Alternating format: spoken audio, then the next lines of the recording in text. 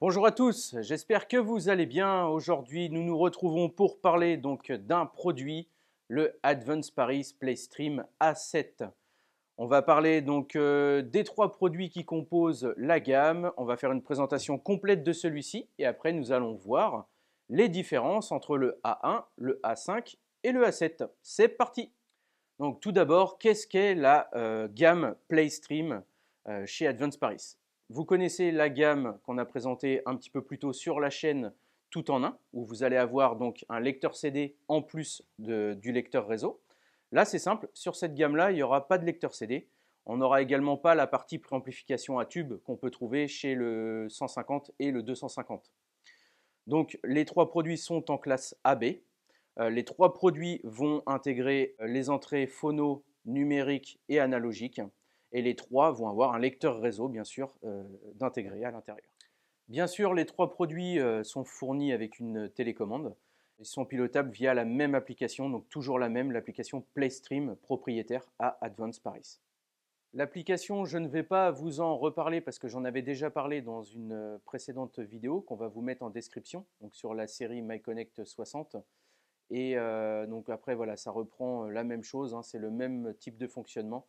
On retrouve les radios Internet, la connexion après au service de musique, comme Spotify, votre Qobuz ou votre Tidal, enfin voilà.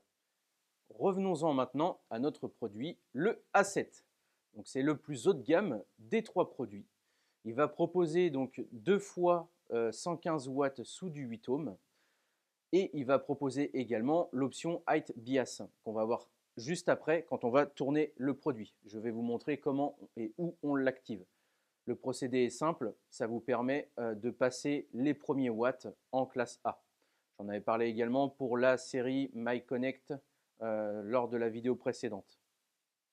Au niveau du convertisseur, on retrouve donc un DAC AKM avec une compatibilité 24 bits jusqu'à 192 kHz pour pouvoir lire tous vos fichiers FLAC comme il faut.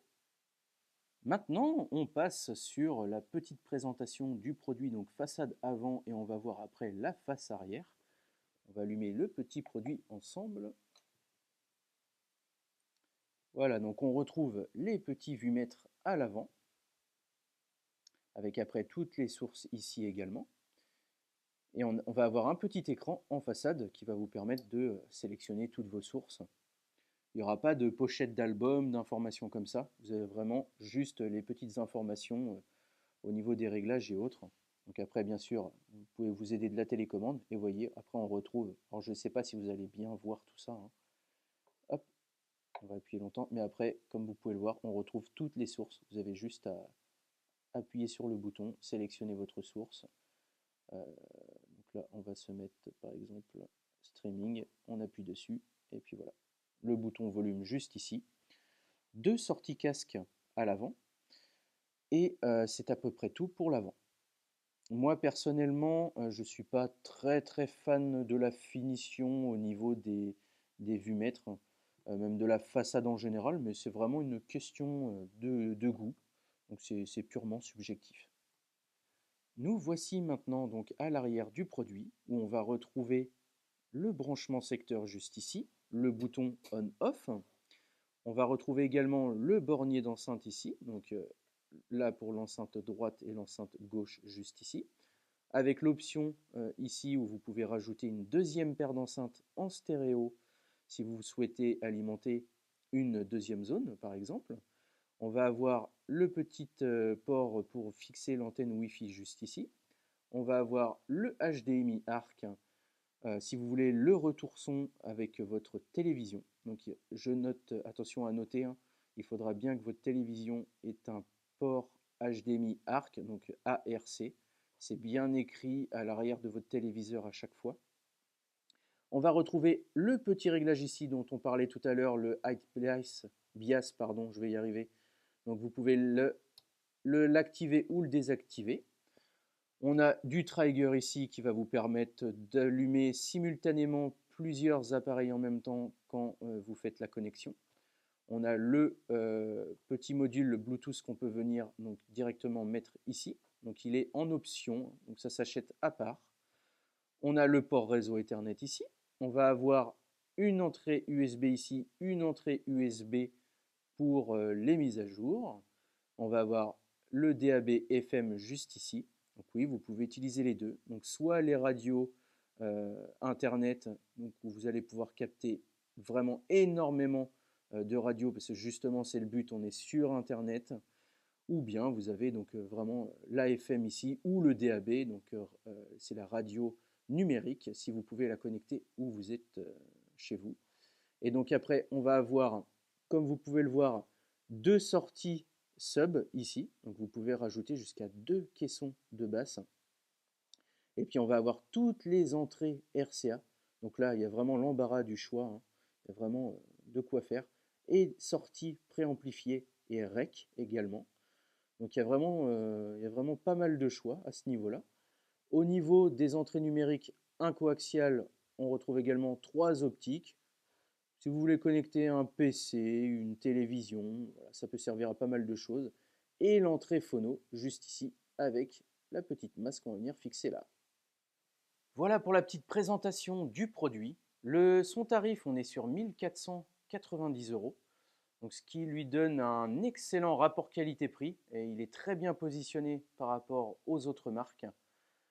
On est sur un produit qui se marie très bien avec des enceintes chaudes, des enceintes plutôt dynamiques. Il ne part pas dans un extrême trop échu, il ne part pas dans un extrême trop mou. C'est l'avantage de l'Advance, je trouve. On est vraiment sur un bon équilibre. Donc après, voilà, vous pouvez le marier à pas mal d'enceintes sans problème, de la bibliothèque, de la colonne. Voilà. Pour le PlayStream A5, donc qu'est-ce qui va perdre par rapport à ce produit-là? Le PlayStream A5, il est commercialisé au moment où je vous parle à 1190 €. Qu'est-ce qui va avoir de moins que ce produit-là? Tout d'abord, ça va être la partie puissance. Là, on va passer sur un 2 x 80 watts sous du 8 ohms. Il va également avoir la petite entrée, je ne sais pas où elle est ici, la petite entrée HDMI en moins. Donc il n'y aura pas d'HDMI ARC dessus. Donc pour connexion au téléviseur, il faudra utiliser plutôt les entrées optiques qui sont juste là. Et il n'aura pas la possibilité aussi de pouvoir mettre une autre paire d'enceintes ici. Voilà, c'est les trois différences entre ces deux amplis. Pour le PlayStream A1 qui est commercialisé à 890 €, là encore au moment où je vous parle, on va retrouver, alors ce qui est étrange, c'est qu'on va avoir de nouveau une entrée HDMI ARC sur le A1, donc le A5 il n'en a pas. C'est assez étrange, je ne sais pas pourquoi, il faudra que je me renseigne auprès du constructeur.